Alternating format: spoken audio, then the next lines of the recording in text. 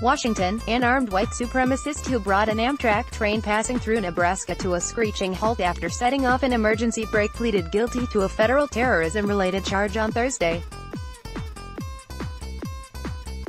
Taylor Michael Wilson admitted in a plea deal with federal prosecutors that he was armed with a .380 caliber handgun and National Socialist Movement identification cards when he entered a secure compartment of an Amtrak train, disabled the train and cut the lights back in October.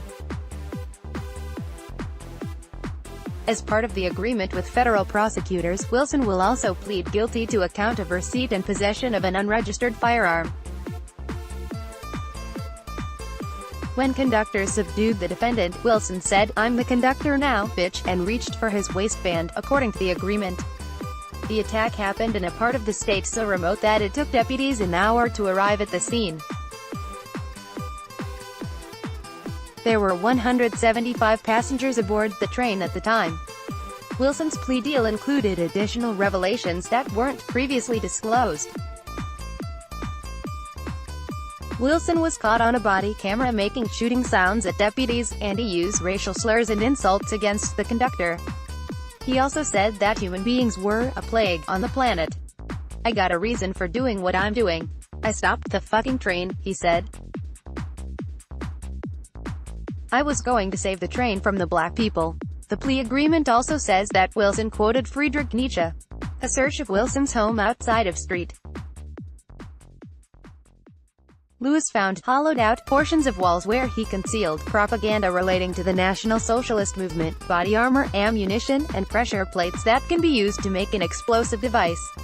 Some of the weapons, including a fully automatic machine gun and a short-barrel rifle, were legal to possess under federal law. The government also seized some of Wilson's handwritten papers, including one that read, "National Socialism, Victory or Death."